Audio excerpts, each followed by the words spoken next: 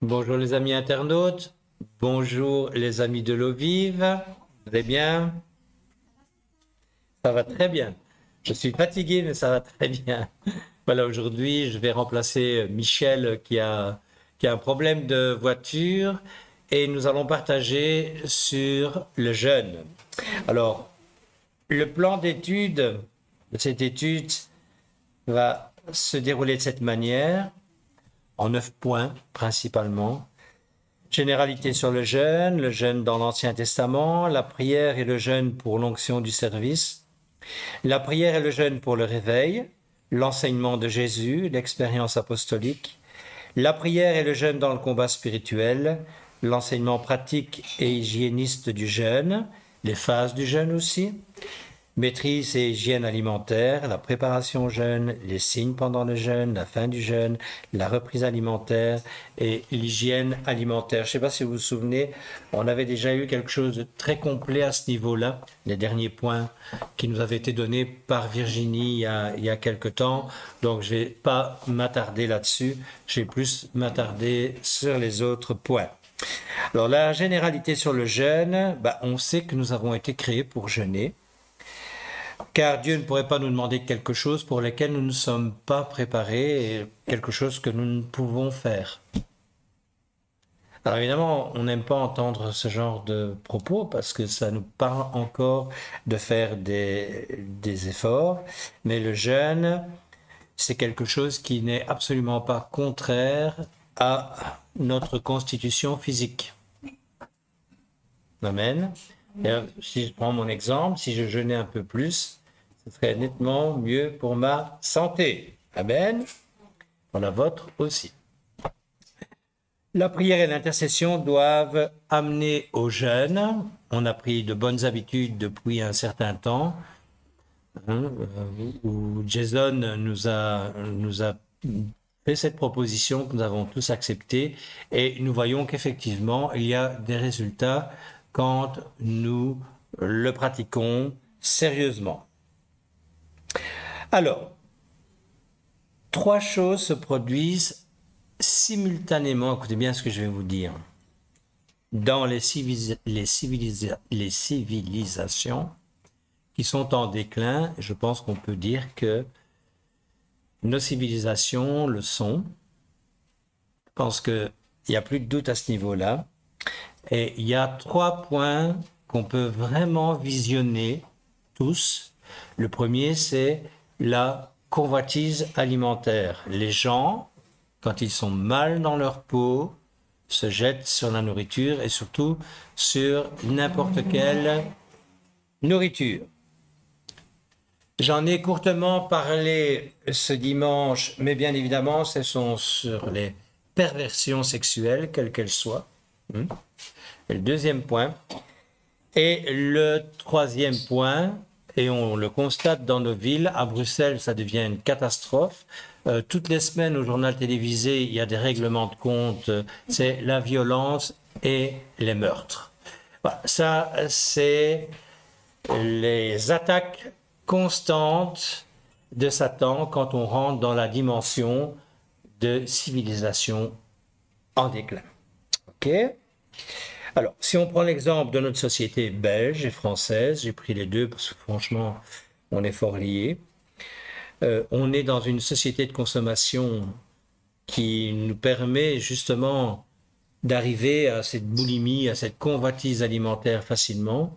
Parce que même si on n'a pas beaucoup d'argent, on pourra, quand on en a un peu, acheter n'importe quoi qui justement ne va pas nous permettre d'avoir une alimentation saine et raisonnable.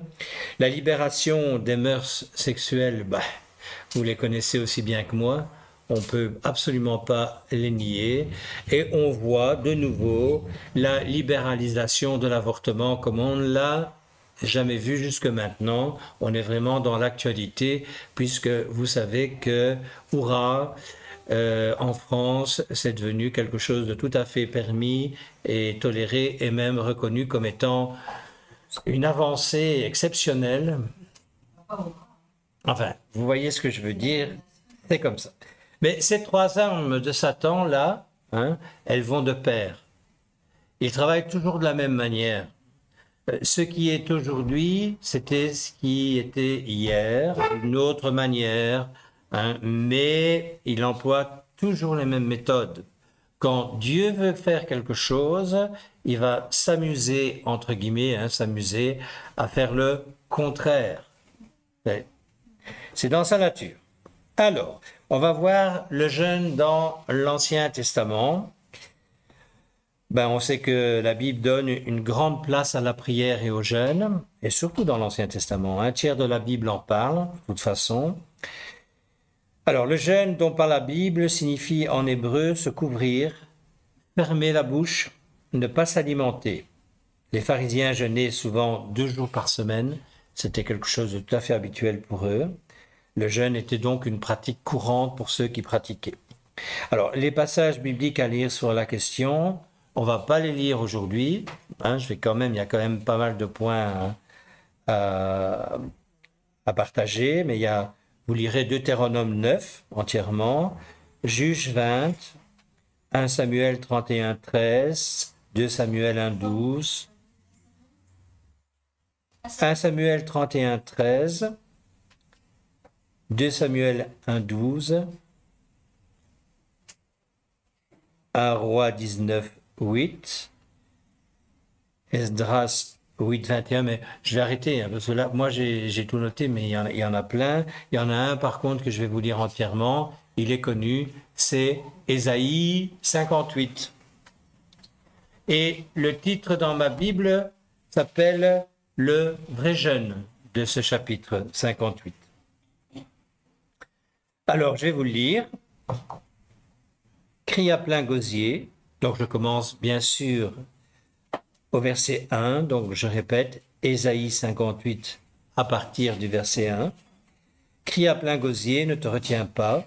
Élève ta voix comme une trompette et annonce à mon peuple ses iniquités, à la maison de Jacob ses péchés. Tous les jours, ils me cherchent, ils veulent connaître mes voies. Écoutez bien, parce que vous allez très vite vous reconnaître dans beaucoup de domaines. Hein? Tous les jours, ils me cherchent, ils veulent connaître mes voies, comme une nation qui aurait pratiqué la justice et n'aurait pas abandonné la loi de son Dieu. Ils me demandent des arrêts de justice, ils désirent l'approche de Dieu. Que nous sert de jeûner si tu ne le vois pas? De mortifier notre âme si tu n'y as point égard. Voici le jour de votre jeûne, vous vous livrez à vos penchants. Et vous traitez durement tous vos mercenaires. Mercenaires, dans le cadre de ce que je viens de lire, sont les ouvriers, les gens qui étaient employés, les esclaves de l'époque. Voici, vous jeûnez pour disputer et vous quereller, pour frapper méchamment du poing. Vous ne jeûnez pas comme le veut ce jour, pour que votre voix soit entendue en haut. Est-ce là le jeûne auquel je prends plaisir? Un jour où l'homme humilie son âme, courber la tête comme un jonc et se coucher sur le sac et la cendre, c'était leur manière à l'époque de s'humilier. Hein? Est-ce là ce que tu appelleras un jeûne, un jour agréable à l'Éternel? Voici le jeûne auquel je prends plaisir. Détache les chaînes de la méchanceté. Dénoue les liens de la servitude. Renvoie libre les opprimés, et que l'on rompe toute espèce de joug. Partage ton pain avec celui qui a faim, et fais entrer dans ta maison les malheureux sans asile. Si tu vois un homme nu, couvre-le, et ne te détourne pas de ton semblable. Alors, ta lumière poindra comme l'aurore, et ta guérison germera promptement. Ta justice marchera devant toi, et la gloire de l'Éternel t'accompagnera. Alors tu appelleras, et l'Éternel répondra. Tu crieras, et il dira, me voici. Si tu éloignes du milieu de toi le joug, les gestes menaçants et les discours injurieux, si tu donnes ta propre subsistance à celui qui a faim, si tu rassasies l'âme indigente, ta lumière se lèvera sur l'obscurité, et tes ténèbres seront comme le midi. L'Éternel sera toujours ton guide, il rassasiera ton âme dans les lieux arides, et il redonnera de la vigueur à tes membres. Tu seras comme un jardin arrosé, comme une source dont les eaux ne tarissent pas. Les tiens rebâtiront sur d'anciennes ruines. Tu relèveras des fondements antiques. On t'appellera réparateur des brèches, celui qui restaure les chemins, qui rend le pays habitable. Si tu retiens ton pied pendant le sabbat pour ne pas faire ta volonté en mon saint jour, si tu fais du sabbat tes délices, pour sanctifier l'Éternel en le glorifiant, et si tu l'honores en ne suivant point tes voies, en ne te livrant pas à tes penchants et à de vains discours, alors tu mettras ton plaisir en l'Éternel, et je te ferai monter sur les hauteurs du pays. Je te ferai jouir de l'héritage de Jacob ton père, car la bouche de l'Éternel a parlé. Amen. Amen. Voilà, ça c'est le chapitre qui parle pour moi le mieux du jeûne sous l'Ancien Testament, mais il est toujours d'actualité à l'heure actuelle. Je vous rappelle que Jésus n'est pas venu abolir, mais accomplir. On le verra tout à l'heure. Alors, le troisième point, c'est la prière et le jeûne pour l'onction du service. Dans n'importe quel service, nous avons besoin d'onction. Et le jeûne, comme la louange d'ailleurs, est un appel à l'onction.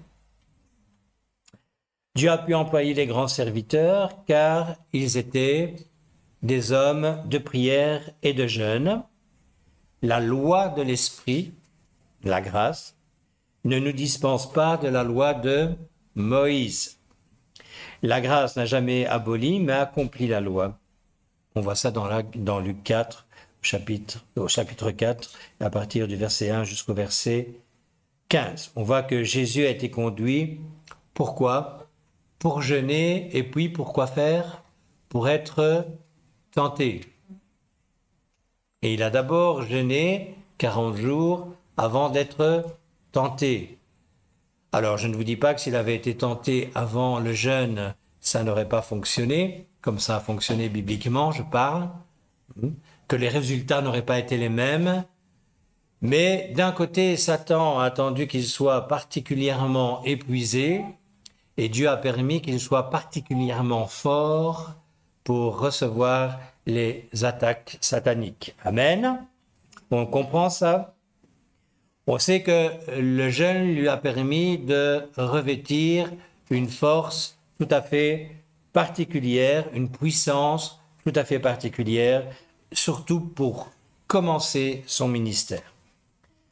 Jésus a combattu et il a été vainqueur. Donc, dans le jeûne, nous recevons l'onction et surtout la direction pour le service de Dieu. D'un petit peu, il y avait une chute. Alors, je passe certaines choses, mais on sait que pour avoir la puissance, bien sûr, du Saint-Esprit, on doit passer par la croix. La croix, on sait ce que ça veut dire, mais je crois vraiment, sincèrement, que le jeûne fait partie de la croix. Le jeûne est quelque chose qu'on n'apprécie pas particulièrement. Il y a beaucoup d'entre nous qui m'en parlaient en me disant « Moi, je ne le fais pas parce que je ne suis pas capable ou je vais avoir des symptômes qui sont désagréables. » On en reparlera un petit peu de ces symptômes. Mais porter sa croix, ça veut dire faire des efforts. Et jeûner n'est pas quelque chose de particulièrement agréable quand on a faim et quand on a tout à disposition. Il est évident que pour certaines peuplades africaines, je parle d'eux, mais il y en a d'autres, mais qui mangent une fois tous les 2 jours, il est plus facile de jeûner que pour nous qui mangeons parce qu'on nous a dit que c'était comme ça qu'il fallait faire 3 fois par jour. C'est évident que les difficultés ne sont pas les mêmes pour les uns que pour les autres. Mais le jeûne, je le répète, est quelque chose qui nous a été donné de pratiquer parce que c'est marqué dans nos gènes, c'est dans notre constitution. Et on verra d'ailleurs les bienfaits du jeûne qui prouvent qu'effectivement, nous sommes faits pour jeûner aussi. On est fait pour manger, c'est sûr, mais pour jeûner aussi. Et le bienfait que ça nous apporte. Alors, on va passer au quatrième point. Essayer de tous les faire. Donc, je survole, mais bon, on ne peut pas faire autrement. La prière et le jeûne pour le réveil. Le réveil est la période où les gens se convertissent et vont jusqu'au bout. C'est ça un vrai réveil. Ce sont des jusqu'au boutistes. Sinon, ce ne sont que des débuts de réveil. Et si ce ne sont que des débuts de réveil, ça ne sert à rien.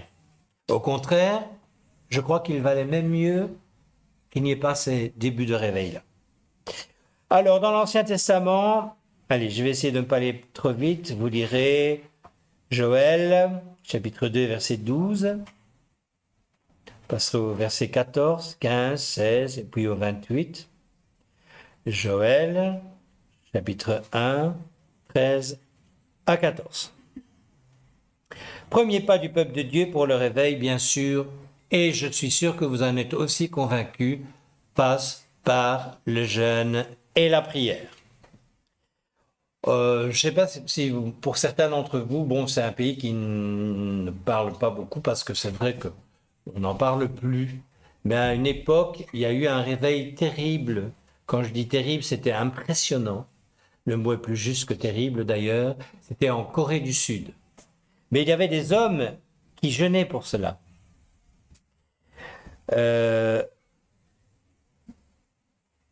Souvent, quand on paye les prix, après les pleurs viennent les cris de joie. Amen.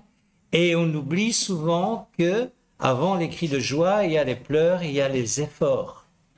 Mais vraiment, la Corée a connu quelque chose d'exceptionnel parce qu'il y a eu des hommes de jeûne et de prière comme Yonggi-sho, ça dit à certains Yonggi-sho, mais très peu. Mais Yonggi-sho était un homme capable de jeûner pratiquement toutes les semaines, et de longs jours d'ailleurs, pour avoir et pour réussir à rentrer dans les plans du Seigneur, mais d'abord pour connaître la stratégie du Seigneur. C'est un peu la suite de ce dimanche. La stratégie du Seigneur n'a rien à voir avec la nôtre. Et je me souviens d'un épisode que Yonggi-sho raconte dans un de ses livres. Au départ de son ministère, il avait de grandes, bien sûr la Corée du Sud c'est très étendu, et il avait de grandes distances à parcourir à pied pour aller d'église de maison, puisque là évidemment il n'y avait pas d'église à l'époque, c'était pas bien vu. Il y avait des petites églises, des cellules à droite et à gauche, et il prenait un temps très important bien sûr à se déplacer à pied. Et il avait dit, Seigneur, je veux un vélo, donne-moi un vélo, mais un vélo financièrement pour Yonggi-sho à l'époque c'était absolument impossible. Et à un moment donné, il a posé la question au Seigneur, mais ce vélo, quand est-ce qu'il va arriver? Parce qu'il ne voyait pas le vélo arriver. Et c'était pendant cette période de jeûne et de prière. Et le Seigneur lui a dit, mais tu ne m'as pas dit la couleur que tu voulais pour le vélo. Et là, il a dit, je veux un vélo rouge. Et il dit que le vélo rouge est arrivé pratiquement tout de suite. Il y a des choses qui nous dépassent. Mais c'est dans l'expérimentation qu'on peut voir qu'elles ne sont pas si dépassantes que cela et qu'on peut comprendre comment fonctionne le Seigneur.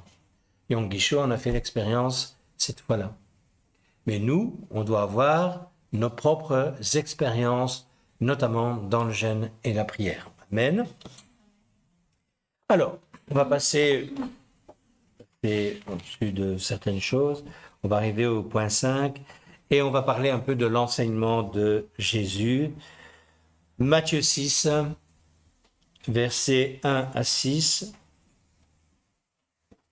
Matthieu chapitre 6, versets 16 à 18.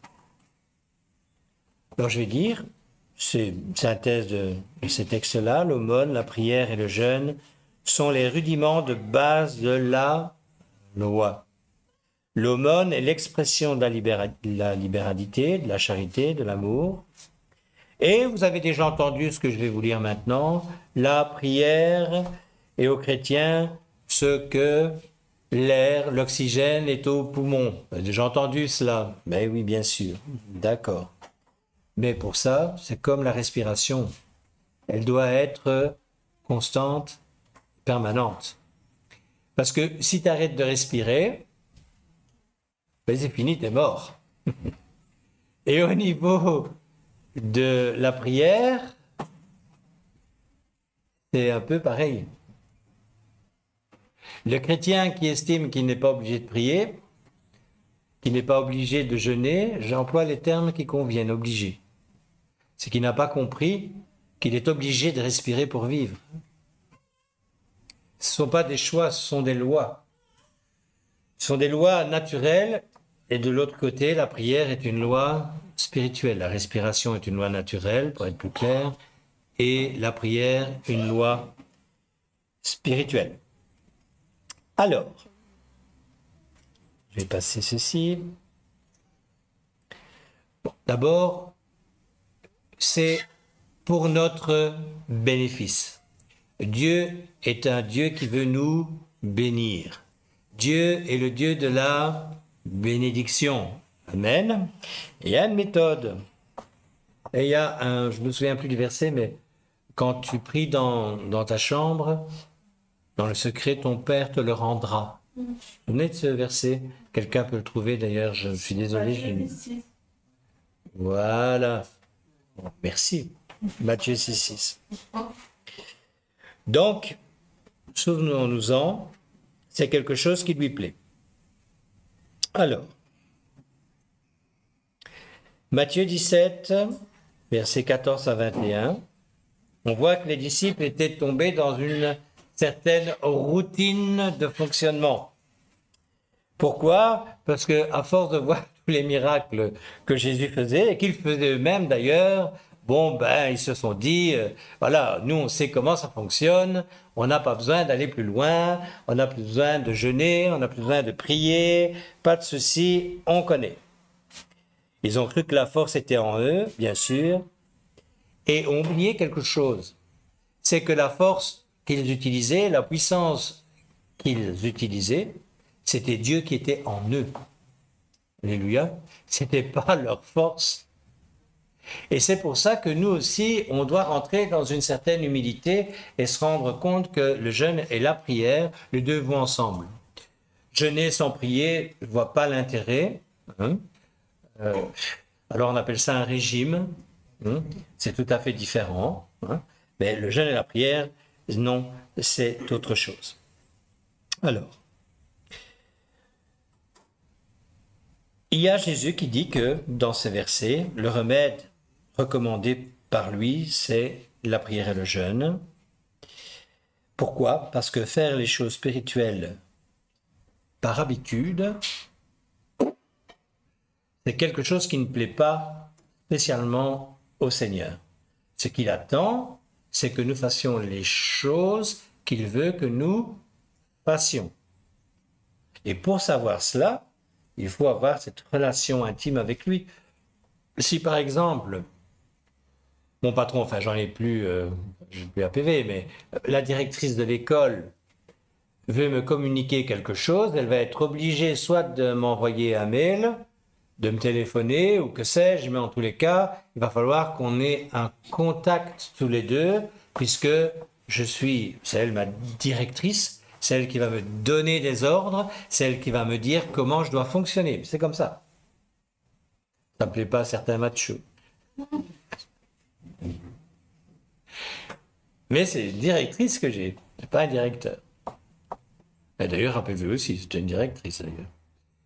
Soit, il va falloir que nous puissions rentrer en contact pour que l'un puisse dire à l'autre ce qu'il attend de lui et que celui qui reçoit les ordres le mette en pratique.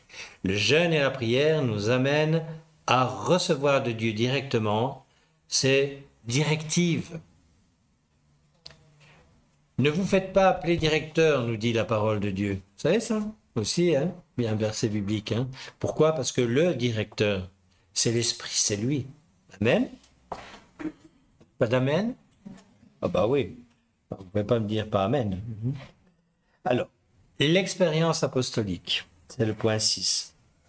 On va prendre les Actes, chapitre 1, versets 12 à 14. Vous connaissez, hein? C'est dans la chambre haute quand les disciples prient. On voit qu'après 10 jours de prière, le ciel s'ouvre et les disciples sont remplis du Saint-Esprit. Il y en a beaucoup qui attendent le Saint-Esprit et qui n'ont pas encore essayé de le recevoir dans le jeûne et la prière. Donc voilà quelque chose qui peut être aussi une aide. C'est vrai que le Saint-Esprit souvent se donne par l'imposition des mains. Je suis tout à fait d'accord avec vous, on trouve ça dans les Actes aussi. Mais voilà, ici en tous les cas, quelque chose qui fonctionne très bien aussi. Acte 6, versets 1 à 4. C'est la priorité à la prière avant toute tâche et mission du disciple. On a besoin de direction. Je le répète, c'est important. Le jeûne et la prière nous amènent à ne pas nous tromper de chemin. Nous ne sommes pas appelés à faire n'importe quelles bonnes œuvres, mais à faire les œuvres que le Seigneur a préparées de toute éternité pour chacun d'entre nous. Ne perdons pas de temps, rachetez le temps, c'est de ça qu'il s'agit. Ici, dans le cadre de ce que je viens de vous dire, c'était porter la parole jusqu'aux extrémités de la terre. Alors, le 7e point, c'est le jeûne et la prière dans le combat spirituel. On sait que, par rapport à la parole, que les anges n'interviennent que sur décision de Dieu. Ok? Alors, la prière est une puissance capable d'animer et d'armer les anges. Et il existe plusieurs sortes de prières. On va en citer 4 que vous connaissez. Il y a la requête et la demande. On appelle ça chez nous la réunion de prière du lundi. Pour vous situer ce que ça veut dire. Nous soumettons des requêtes et nous demandons au Seigneur plein de choses. Il y a aussi le deuxième point, l'intercession pour quelqu'un d'autre, quelqu'un qui n'est pas capable de le faire lui-même. Des intercesseurs, dans cette maison, il y en a, et je voudrais qu'on en parle d'ailleurs à partir de ce dimanche. On va mettre une équipe d'intercesseurs en route. Il y en a parmi vous qui sont doués, je l'entends. Je l'entends les lundis. L'intercesseur, c'est quelque chose de particulier. C'est quelqu'un qui est capable de se mettre dans la peau d'un autre et d'aller jusqu'au bout. Je parlais du jusqu'au boutisme tout à l'heure, dans le jeûne et la prière pour que cette personne soit délivrée, pour que cette personne soit guérie. Oui, il y a des miracles, alléluia, et dans cette église, il y en a. On a vu des choses extraordinaires. Mais il y a parmi nous des hommes et des femmes qui ne sont pas encore débarrassés de certaines choses et l'intercession peut les y aider, j'en suis absolument convaincu, dans le jeûne et la prière aussi. Alors il y a la supplication. On n'en parle pas souvent de la supplication, pourtant moi qu'est-ce que j'ai été appris à supplier dans ma jeunesse spirituelle. C'était un leitmotiv, notamment de la femme de mon pasteur à l'époque. La supplication, c'est toucher Dieu, aller jusqu'au bout. Allez, je veux toucher son vêtement dans l'intercession et s'emparer des promesses bibliques. Ne jamais lâcher tant qu'on ne rentre pas dans les promesses bibliques. C'est une manière différente de prier. Hein. On est loin de la requête et de la demande. Hein. C'est ne jamais lâcher le morceau. On pourrait appeler ça comme ça. Ne jamais lâcher. Jusqu'au moment où les promesses ne se sont pas réalisées. Là, je vais vous dire tout de suite. Sans le jeûne et la prière, vous n'y arriverez pas. Et je vais vous dire quelque chose. Généralement, ce n'est pas le jeûne d'une demi-journée à la soupe qui va changer grand-chose. C'est un vrai jeûne qui dure. Moi, je l'ai vécu. Franchement, j'ai vécu. Je ne dirais pas ici combien de temps j'ai dû jeûner pour être débarrassé de certaines choses, pour voir les promesses de Dieu se réaliser dans ma vie. Mais c'était plus qu'une semaine. Hein. Et ce n'était qu'en buvant de l'eau et en passant du temps dans la relation dont je vous ai parlé tout à l'heure. C'est vraiment, c'est rentrer dans une dimension où vraiment Dieu est le premier dans votre vie. Tout le reste est secondaire. Je veux les promesses parce que je sais qu'elles sont pour moi une obligation. Je sais comment tu veux. À un moment donné, tu sais ce que Dieu veut. C'est un rapprochement tel qu'il y a une fusion. Et je suis désolé de vous dire que je n'ai pas connu ça très souvent. Parce que je n'ai pas fait ce genre de jeûne très souvent. On est souvent à des lieux de ce que Dieu nous attend de nous, pardon, parce que justement, nous n'avons pas cette relation fusionnelle qu'on devrait avoir avec lui. Et alors aussi, ça on le fait chez nous, mais il ne faut pas l'oublier. Proclamation et prise de position dans l'héritage de Dieu pour ceux qui ont fait les liens ancestraux et autres, peu de cœur d'âme, qui ont ça comme ça. On sait ce que ça veut dire. Il y a des proclamations, des prises de position qui nous font avancer. Et quand on est dans le jeûne et la prière, croyez-moi, c'est une aide supplémentaire. Amen. Alors, une question. Est-ce que le Saint-Esprit cohabite avec la désobéissance? La désobéissance, nous dit la parole, est aussi grave que quoi? Que l'occultisme. Et l'occultisme est une abomination aux yeux de Dieu. Il ne s'agit pas d'un état d'esprit dans le jeûne et la prière. C'est bien d'en avoir un bon, mais il s'agit du Saint-Esprit. Ne confondons pas. La volonté, c'est bien, mais il faut rentrer dans les dimensions de faire les choses comme Dieu veut qu'on les fasse. Le jeûne et la prière peuvent nous amener le Saint-Esprit, une communion plus grande avec lui. Mais quand on rentre dans les domaines, intercession pour quelqu'un ou autre, ce que je viens de citer maintenant, on a besoin d'avoir la direction de l'Esprit. Donc, il faut apprendre à ne pas le faire fuir par la désobéissance, par nos doutes, par notre incrédulité, par notre manque de sérieux, par le péché et par tout ce qui peut nous empêcher de voir sa gloire agir en nous. Donc, je suis en train de vous dire, si vous n'êtes pas dans un bon état d'esprit, d'accord, mais si vous n'avez pas l'Esprit Saint, jeûner ne sert à rien parce que ce sera un régime plus qu'autre chose. Et les prières, de toute façon, sont très rarement écoutées quand on vit dans la désobéissance. D'accord? Est-ce que c'est bien clair? C'est un des points centraux de tout ce qui a été dit jusque maintenant. Ça, c'est quand même important. Alors, citation de William Bramwell. Quelqu'un sait qui c'est? Non. Ce sont des revivalistes, du siècle passé, donc c'est normal que vous ne le connaissiez pas. Et rassurez-vous, je ne le connais pas non plus. Par contre, il a dit des choses qui sont très intéressantes. La raison pour laquelle beaucoup ne vivent pas dans la puissance du salut est qu'il y a trop de sommeil, trop de viande et de boisson, trop peu de jeûne et de reniement de soi, trop d'amour du monde et trop peu de remise en question et de prière. John Wesley, ça doit parler à certains d'entre vous quand même, lui, bien sûr. Il est souvent nécessaire de jeûner plus de 2 jours par semaine.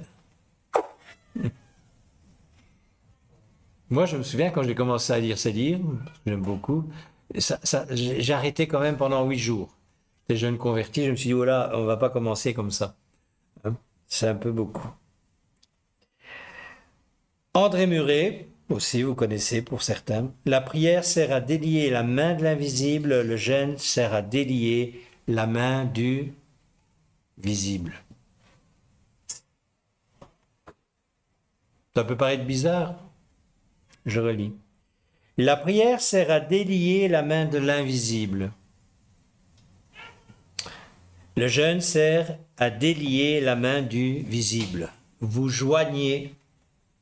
En fait, on pourrait dire ça, plus simplement, adorateur en esprit et en vérité. Tu joins la parole à l'action. Tu rentres dans une dimension où tu vas faire les choses jusqu'au bout de ce que tu peux. Le jeûne et la prière, ça démontre au Seigneur que oui, ok, tu as compris quelque chose, tu rentres dans cette dimension-là et tu sais pourquoi tu le fais. Parce qu'il y a parfois, j'ai entendu plusieurs fois, je jeûne et je prie, mais je ne sais pas vraiment pourquoi. Moi, je ne comprends pas ce genre de fait-là. Puisque moi, quand je prie, je demande quelque chose. Et si je jeûne, c'est parce que je veux voir ce que je demande aboutir. Alors, ne confondons pas. Hein. Les cadeaux du Seigneur, c'est grâce. C'est la grâce. Il n'est pas nécessaire de jeûner et de prier pour recevoir un cadeau du Seigneur. Alléluia. Comprenez ça, vous avez déjà vécu ça. Le jeûne et la prière, dans ce qu'on vient d'étudier aujourd'hui, ça nous fait quand même rentrer dans une autre dimension. Et ce sont des dimensions de combat. Ok? Alors, Arthur Wallis, jeûner est important. Plus important sans doute que bon nombre d'entre nous ne le supposent, lorsqu'il est pratiqué avec un cœur pur et des motivations droites. Le jeûne peut nous donner la clé pour déverrouiller des portes que d'autres clés n'ont pu ouvrir. C'est évident. Une fenêtre ouvrant de nouveaux horizons dans le monde invisible, une arme spirituelle constituant les ressources de Dieu, puissante pour renverser les forteresses. Ok? Alors, on va rentrer très courtement. Hein. Enseignement pratique et hygiéniste du jeûne. Pourquoi? Je vous renvoie à l'enseignement que nous avait donné Virginie. Il y a déjà un sacré bout de temps. Hein. Mais c'était très bien fait, je trouve. Voilà. Ici, ce qui se passe dans le jeûne, on sait que ça va se situer au niveau du corps, premièrement, et au niveau du psychisme aussi. Alors, par le jeûne, nous ne prouvons rien aux autres ni à nous-mêmes. Déjà, jeûner avec un cœur joyeux, c'est une grâce. Qui jeûne ici avec un cœur joyeux? Il n'y a pas beaucoup de mains qui se lèvent, mais il y en a qui se lèvent. C'est une grâce. Parce que ce n'est pas donné à tout le monde. On doit rester dans le jeûne, bien sûr, en regardant à la croix. Pour nous mettre au service du Seigneur. Alors, il y a des petits jeûnes. Même une journée est agréable au Seigneur quand on jeûne. On n'est pas obligé de faire 15 jours d'affilée. Il faut d'abord être capable de jeûner d'abord petitement avant de s'attaquer à des gros jeûnes, des grandes distances en tout cas. Et il faut aussi savoir que dans un jeûne, aussi bien soit-il, on n'est pas nécessairement sûr et certain de recevoir des réponses immédiates. Le Seigneur nous a jamais promis qu'après un jeûne long même, on aurait ce qu'on veut ou des réponses à nos questions. Mais ça aide. Alors, les différentes phases durant le jeûne. Moi, je crois que la première et la plus importante, c'est l'humiliation. C'est s'humilier de jeûner. Durant les premiers jours du jeûne, d'ailleurs, on se sent mal souvent dans sa peau, on se sent fatigué. Et ce malaise-là est lié à quoi? Il faut le savoir. C'est à l'épuration physique, psychologique et surtout spirituelle. C'est ces trois points-là réunis ensemble qui font qu'on est mal dans notre peau si on fait un jeûne, je dirais, raisonnable, comme Dieu l'entend. D'accord? Épuration. C'est un stade important à ne pas négliger. Elle va se faire de nouveau sur le plan physique, psychique et spirituel. On se nettoie, on se sanctifie, on se purifie, et dans les trois composantes de notre être, corps, âme et esprit. Alors au niveau physique, bien sûr, elle est très importante. Le corps va d'abord se défaire de ce qui le pollue, puis de ce qui le gêne, et puis du superflu. Il faut savoir qu'en Russie, au lac Baïkal, il y a des cliniques de jeunes, du jeûne, qui traitent du cancer. Et ils ont des guérisons. Donc ce sont des cliniques qui sont loin d'être spirituelles, on s'en doute bien, en Russie en tout cas. Mais le jeûne de longue durée a permis à des hommes et des femmes de se sortir de situations cancéreuses importantes. C'est prouvé médicalement. Donc ça, c'est déjà une très bonne chose. Alors, qu'est-ce qui pollue notre corps? Les déchets, toxines, cristaux métaboliques liés aux viandes rouges, à la charcuterie, enfin, tout ce qu'on mange qu'on ne devrait pas, on connaît. Alors, normalement, notre corps est équipé pour éliminer tout cela, mais souvent, on ne lui en laisse pas le temps. Pourquoi? Parce qu'on mange de trop. Je répète, dans nos coutumes, petit déjeuner, déjeuner pour les Français et dîner, ou dîner et souper pour les Belges, ça fait 3 fois, à toutes les heures, alors que notre corps n'en a absolument pas besoin. Mais vraiment, hein. L'histoire qu'on nous raconte que c'est comme ça qu'on peut équilibrer une vie saine est tout à fait fausse. Aussi. Encore une fausseté, mais enfin bon, c'est pas grave, on est habitué. Normalement, oui, donc, je vais passer parce que ça, ok. Oui, ça c'est quand même assez important. Donc, le foie stocke les toxines. Cela cause une dégénérescence de tissu et finalement peut causer le cancer, on le sait. Les toxines sont éliminées par les urines, par les pores, par la transpiration, par la respiration. Et le sang prend en charge les toxines, les poumons en rejetant par la respiration. Ce qui le gêne au niveau des tissus organiques, kystes, fibromes, le corps va éliminer le maximum de cellules en mauvais état, le corps va se séparer des cellules nécrosées, etc., etc. Ça, c'est ce qui concerne le physique. J'en arrête là, parce que, encore une fois, Virginie nous avait expliqué ça particulièrement bien. Alors, maintenant, on va parler du niveau psychique. C'est tout ce qui a été enfoui en nous, tendance naturelle. On va commencer par la colère, par les déprimes, beaucoup de déprimés, même chez les chrétiens. Les rêves accompagnés de fantasmes, vous voyez ce que je veux dire, etc., etc. Et ça remonte à la surface, forcément, puisque c'est aussi quelque chose que Dieu veut éliminer dans le jeûne. Dans l'expérience de mes longs jeûnes, les 3-4 premiers jours, c'est vraiment du combat. Mais après, il y a vraiment une libération qui vient. Parce que plus tu te rapproches de Dieu sans faire d'efforts, toutes ces choses-là vont s'écarter d'elles-mêmes. Plus la présence de Dieu est forte en toi, plus ces choses-là vont s'éliminer naturellement. Plus je bois d'eau, plus j'élimine des toxines de mon corps. Oui, on est d'accord.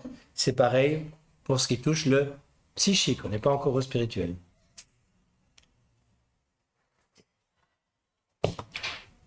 Alors, l'épuration se produit au niveau conscient. Moi, en tout cas, c'est mon cas, plus que dans le sommeil, mais aussi peut se pratiquer pendant le sommeil. Au niveau spirituel, plus le matériel aura d'importance dans notre vie, plus le spirituel va faire quoi? Il va baisser d'intensité. Plus tu es attiré par le confort, plus le spirituel va baisser. Parce que les deux ne vont pas ensemble. Je rappelle que la chair est inimitié à l'esprit. Donc plus tu vas servir ton corps, plus le spirituel va être délaissé. Alors, on a parlé aussi beaucoup ces derniers temps d'équilibre. En fait, le jeûne et la prière nous permettent de revenir sur un balancier beaucoup plus juste entre ce qui est matériel et le spirituel. En fait, c'est ça qui nous équilibre dans le jeûne, c'est qu'à partir du moment où on a prouvé qu'on était capable de maîtriser son corps, forcément, le spirituel va ressortir gagnant de ce combat vis-à-vis de la chair, parce que c'est un combat vis-à-vis de la chair. Moi, je me souviendrai toujours d'un frère, il y a des années d'ici, qui avait pris la décision de jeûner, et il était déjà, je crois que c'est à son 12e ou 13e jour, et il y avait une agape le dimanche. Et alors, il était là à la porte et il regardait la nourriture et il pleurait, quoi. Et alors, je lui ai dit, qu'est-ce qu'il y a? Il dit, mais tu vois pas? Tu vois pas? Je lui ai dit, oui, je comprends bien l'affaire. Moi, je ne jeûnais pas, mais bon, je compatissais quand même. Hein. Donc, durant le jeûne, nous mettons tout dans le côté spirituel du balancier, faire monter un peu, et attachons moins d'importance au matériel.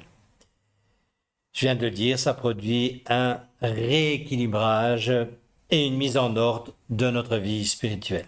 Alors, il y a quelque chose aussi qu'on peut parler d'avantageux dans le jeûne, et souvent on en parle entre nous, et je vous regarde parce qu'il y en a beaucoup qui m'ont parlé de cela, qui m'ont demandé de prier pour ça, c'est d'avoir du discernement.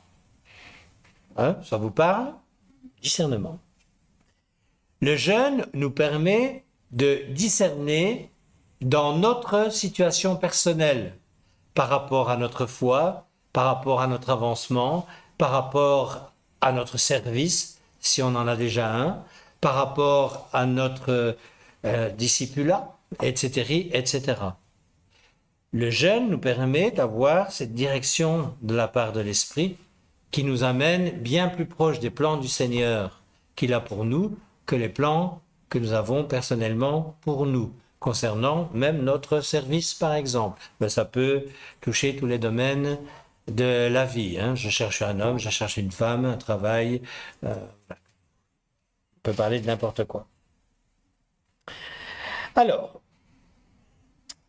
on va passer certaines choses.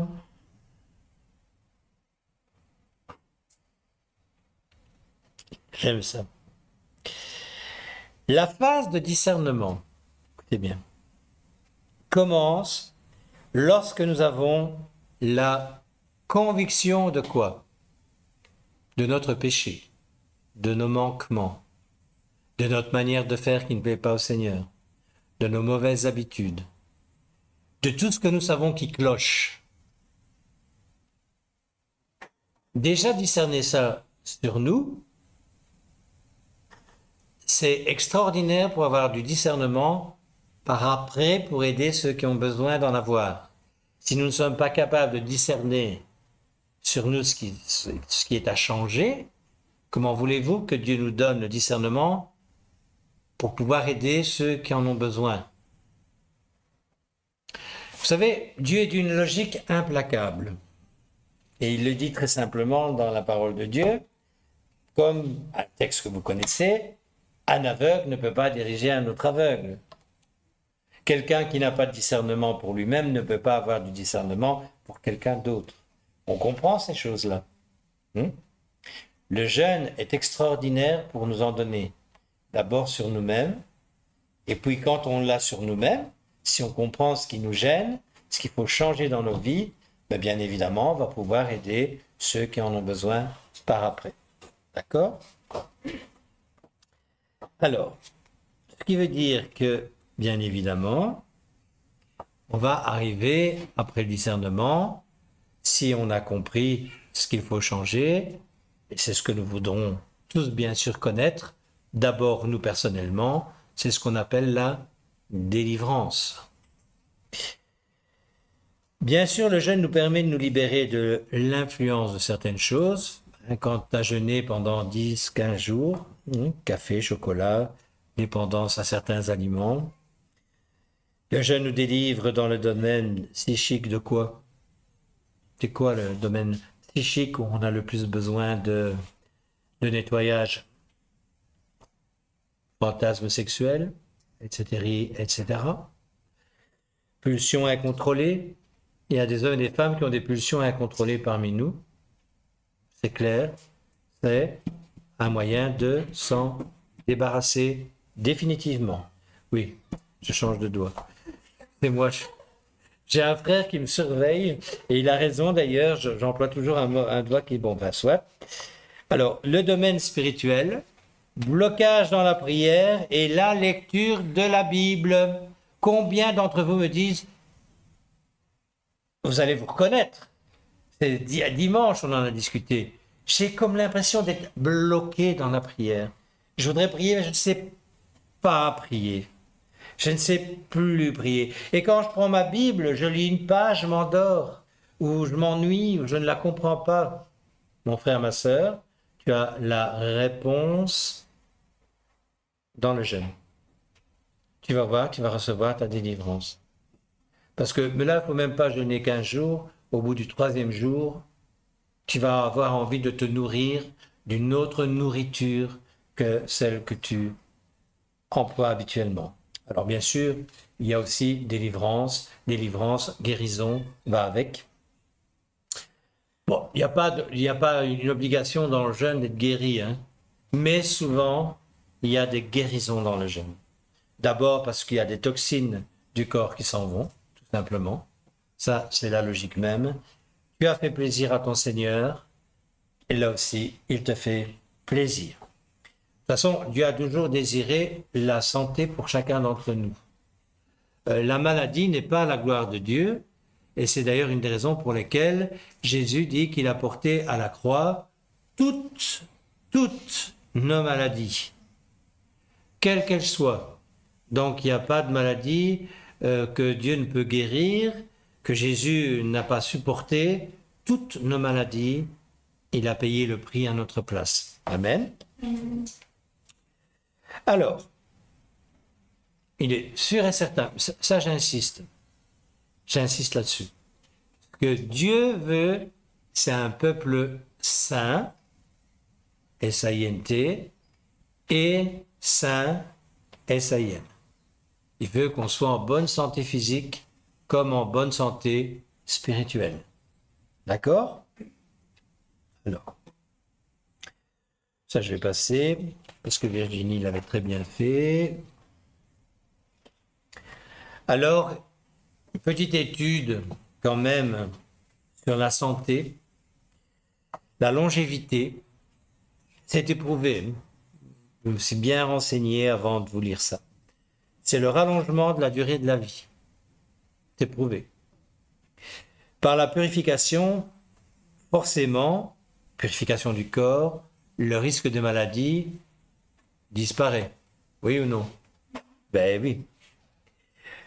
Alors, là, je ne le savais pas, et je le lis parce que, bon, ce n'était pas dans l'enseignement de Virginie. Lorsque nous sommes dans le jeûne, nous économisons 25 000 battements de cœur par tranche de 24 heures. Je ne sais pas si vous vous rendez compte de ce que je viens de vous dire maintenant. C'est énorme. C'est énorme, hein?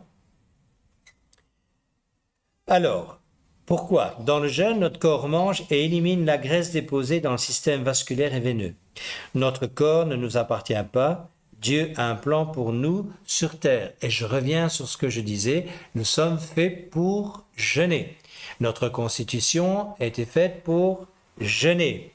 C'est encore une fois tout ce qu'on nous a raconté, qu'il fallait manger autant de fruits par jour pour être en bonne santé, manger 3 fois par jour pour être en bonne santé, qui nous amène à voir d'ailleurs tous les malades, tous les obèses que nous rencontrons, et la plupart d'entre nous, moi y compris d'ailleurs, avons quelques kilos en trop à éliminer. Ok. Alors, bien sûr, la communion. Écoutez bien, au début du jeûne, on peut être fatigué, irrité, mais par expérience, vraiment, au bout de quelques jours, il y a un bien-être qui s'installe. On se sent bien. Et souvent, le problème, c'est que nous n'allons pas jusqu'à ce moment-là. Beaucoup me disent, moi je sais jeûner 2 jours. En fait, je vais vous dire, par expérience personnelle, que le bien-être arrive généralement à la fin du 3e jour. Les 2-3 premiers jours, ce sont des sacrés combats. Mais à un moment donné, tu te sens bien, tu te lèves le matin, tu es en forme, tu n'es pas fatigué et tu abordes ta journée avec déjà une habitude autre que celle que tu as depuis des années. Pourquoi est-ce que tu te sens bien? Tu fais déjà 3 jours de jeûne, là, crois-moi, tu commences à faire vraiment plaisir au Seigneur.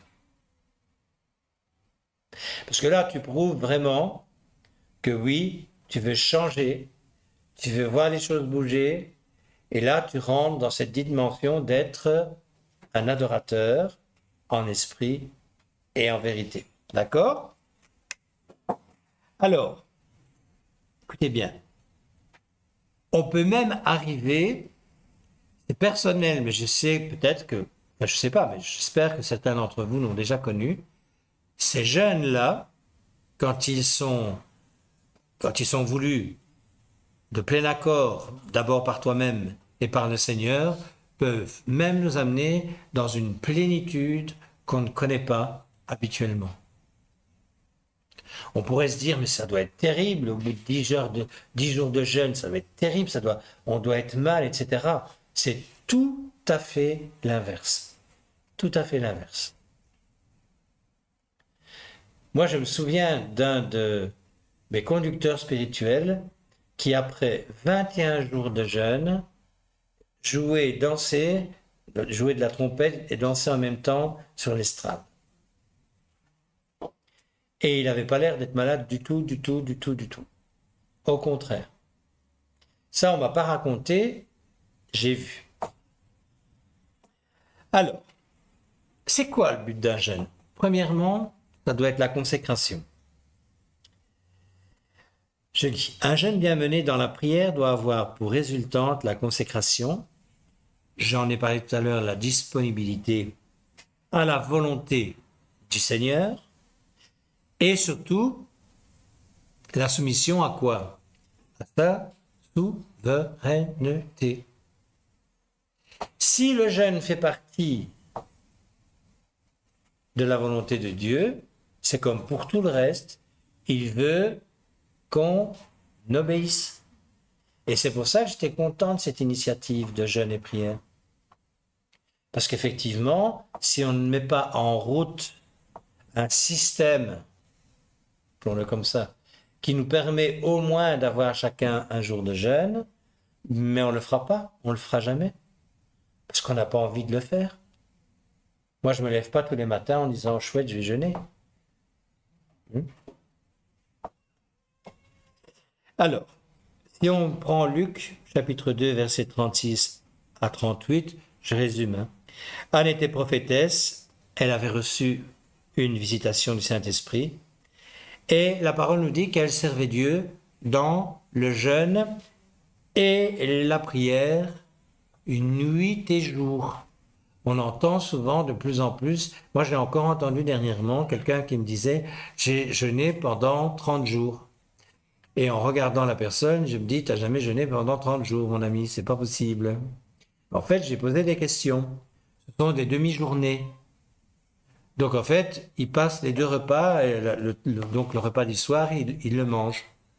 Donc en fait, c'est pas vraiment des jeûnes. Comprenez ce que je veux dire? Ma femme et moi, je fais ça très souvent parce que je n'ai pas faim à midi et que je ne déjeune pas. Je n'ai pas l'impression de jeûner, je ne jeûne pas. Je régime. Et encore, c'est plus des habitudes que de régimer. D'accord? Et elle nous dit, cette même parole, qu'elle faisait ça dans le temple qu'elle ne quittait pas. Donc, on peut parler du lieu secret qu'est le nôtre, là où on prend du temps avec le Seigneur, puisque bon, d'abord de temple, il n'y en a plus. Ça peut être ici, mais c'est surtout chez vous, dans un endroit où vous vous sentez bien, vous avez l'habitude de vous retrouver en communion avec lui. C'est dans ces endroits-là où on jeûne le mieux et où on prie le mieux aussi. D'accord? Alors, on parlait tout à l'heure d'ailleurs de discernement. Il n'y a que deux personnes qui, dans ces textes-là, ont reconnu qui était Jésus.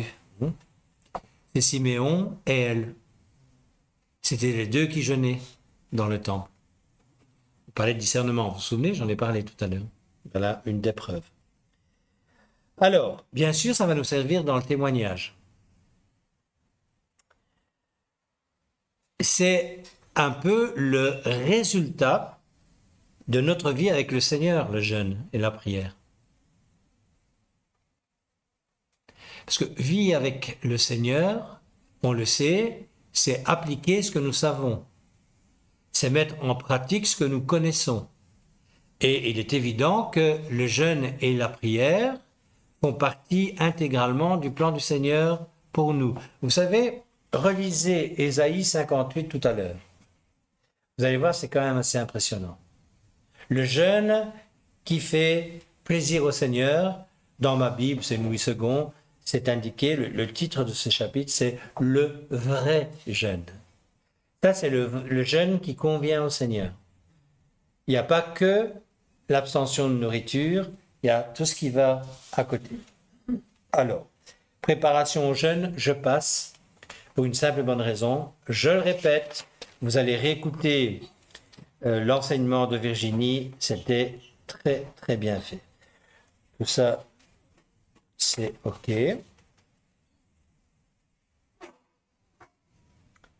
Ouais. Qu'est-ce qui va se passer dans un jeûne? Ça quand même, je vais en parler. On va avoir faim au début. Mais il existe deux sortes de faim.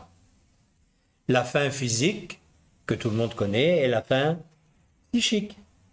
Faim physique, elle devrait disparaître au bout de 2 à 3 jours. C'est ce que je vous expliquais, c'est à partir de ce moment-là où on ne souffre plus, où on commence réellement à profiter de son jeûne. Là aussi, au bout du 3e jour, pour ceux qui ont des problèmes à ce niveau-là, généralement les pulsions sexuelles, c'est terminé. Ça commence en tous les cas à diminuer très fortement. La faim physique ne reviendra plus à cause de l'épuration, donc ce sont des symptômes identiques à une crise de foie, perte de l'appétit, mais sans plus, sans souffrance. D'accord? Vous avez tous eu des crises de foie? En tout cas, moi, oui. Avec la vie que je menais avant ma conversion, je sais ce que c'est. Il y a un moment donné où on n'a pas envie de manger, mais ça ne nous gêne pas. On n'a pas envie de manger. Vous voyez ce que je veux dire? Oui. Faim psychique. Là, par contre, c'est plus difficile à vaincre que la faim physique. Ce n'est pas le besoin, mais le désir de nourriture. Il faut combattre ces deux faims en buvant beaucoup. Et j'ai un conseil à vous donner. Il ne faut pas hésiter. Il faut se gaver d'eau.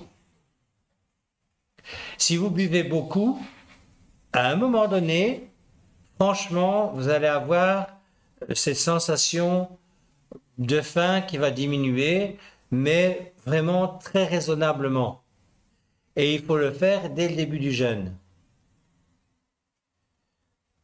Moi, c'est mon habitude à moi, je ne vous dis pas de faire ça, vous faites comme vous voulez, mais quand je jeûne, je bois généralement entre 2,5 litres, voire 3 litres, voire 3,5 litres, voire 4 litres. Oui. Moi, j'ai fait une fois un jeûne de 3 jours, donc je l'ai fait qu'une seule fois, et je me rappelle que dès que j'avais faim, en fait, j'ai buvais pour couper la faim. Oui. Et en fait, j'ai pas souffert de la faim plus que ça. Tu remplis ton estomac, voilà. Tu le trompes en quelque sorte. C'est ça. Alors, qu'est-ce qui se passe aussi? Sommeil ou perte de sommeil. Ça dépend des gens. Il y en a qui me disent, moi, après un jour, j'ai envie de dormir. Et il y en a d'autres qui me disent, je ne sais plus dormir. Bon, on n'est pas fait de la même manière, hein, mais la somnolence quand même, surtout lors des premiers jours du jeûne. Pourquoi? Parce que c'est quand même lié à une importante perte d'énergie qui n'est pas renouvelée. Si vous avez habitué votre corps à avoir de la nourriture, donc des vitamines, etc., il va réclamer. Il va dire, oula, là, je commence à manquer de nourriture. C'est normal. OK? Il y a aussi, au niveau psychique, l'esprit peut être embrouillé. On peut avoir des moments de confusion. Ça, c'est très très clair. Pourquoi? Parce qu'il faut savoir, je le rappelle, qu'il y a une évacuation des toxines. Et c'est souvent lié à cette évacuation des toxines. Bon, là, c'est du médical, mais voilà. Alors, plus on avance dans le jeûne, et plus on constatera une perte de sommeil. C'est vrai aussi, pour une simple et bonne raison, c'est à ce moment-là où tu vas rentrer dans cette dimension de vouloir prier plus. Il y a cette réaction physique et psychique, mais aussi le côté spirituel qui va rentrer en action.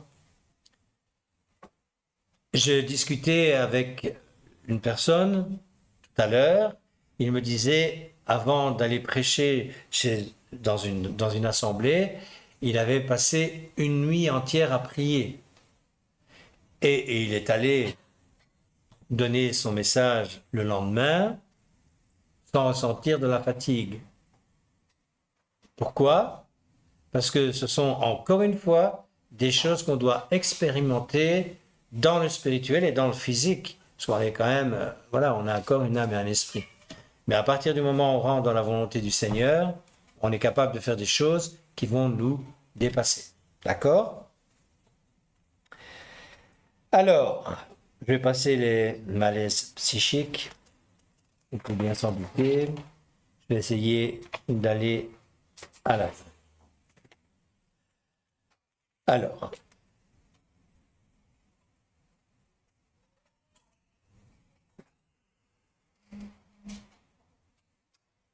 je vais passer aussi le jeûne sec et humide. Regardez l'heure qu'il est. Au niveau du repos, quand on jeûne, important bien sûr, mais ne pas rester au lit trop longtemps.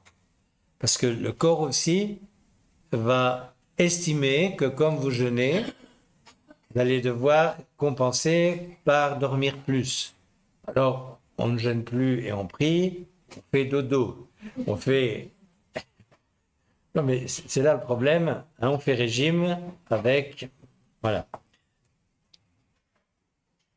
Soleil, important, aérer la pièce où on est, bien sûr, faire des promenades, prendre l'air, mais pas d'exposition trop prolongée au soleil. Continuer de fréquenter son assemblée, bien évidemment. Lire des livres édifiants, c'est vous pour les étudiants d'EFRA, peut-être le moment de faire des expériences. Hein?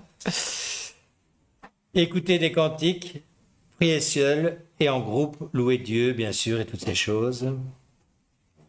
Alors, pour un long jeûne, là aussi, c'est une expérience à faire. C'est alterner avec un jour dit sec et un jour humide. Ça veut dire un jour où on ne boit pas et un jour où on boit. Mais là, on est déjà rentré dans des dimensions d'entraînement. Donc là, c'est pour ceux qui ont déjà jeûné plus de 3 jours, qui ont l'habitude de le faire et vous avez déjà tous entendu parler du jeûne d'Esther, oui, non? Donc c'est 3 jours sans boire et sans manger. Le jeûne de Daniel, ça vous connaissez beaucoup. Parce que là justement, ce ne sont pas des vrais jeûnes pour moi. Et il y a le jeûne dit traditionnel qui est se priver de nourriture et ne boire que de l'eau. Alors, je vais arrêter à la fin du jeûne. Signe de la phase terminale de l'épuration. Alors ici, entre parenthèses, c'est indiqué après plusieurs dizaines de jours. Bon, d'accord. Ça produit lorsque nous avons épuisé toutes les réserves de notre corps. Bien sûr, nos organes vont maigrir, ça forcément. Foie, muqueuse du transit intestinal, etc.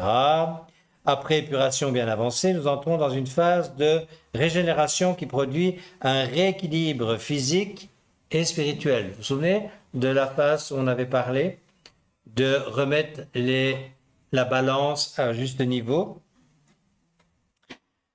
Après la fin de l'épuration, et c'est vrai, j'ai pu le constater, la l'encre devient rose. C'est vrai. Les dents redeviennent plus blanches. La laine sent moins mauvaise quand on a la laine qui sent mauvaise. Mais c'est vrai, hein? C'est absolument vrai.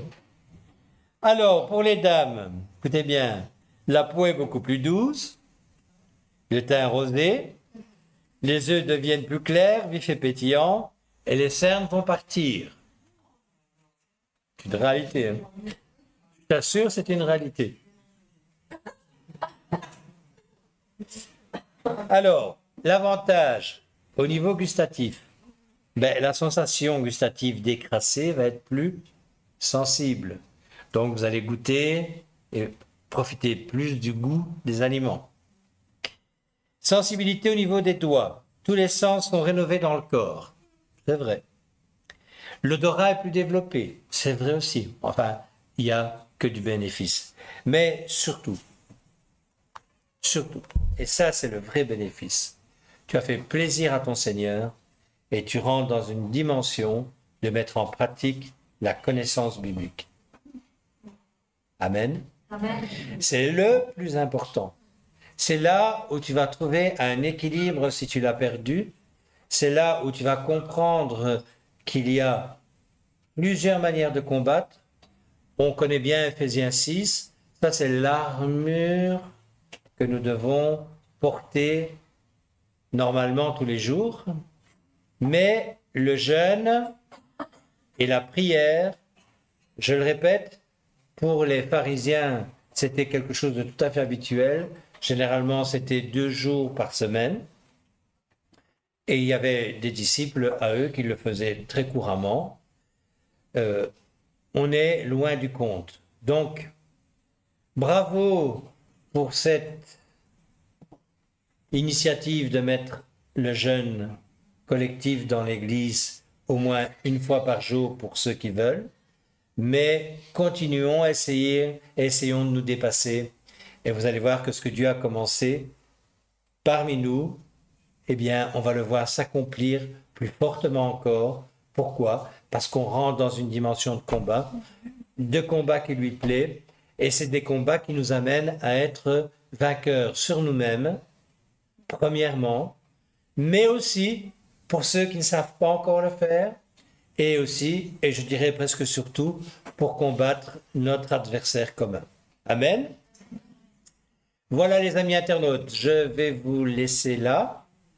Nous vous souhaitons à tous un deuxième bonne moitié de semaine. Et on vous retrouve bien sûr ce dimanche à 10h30 où ce sera notre frère Michel Andrade qui partagera le culte. Soyez bénis et une très bonne nuit. À très bientôt.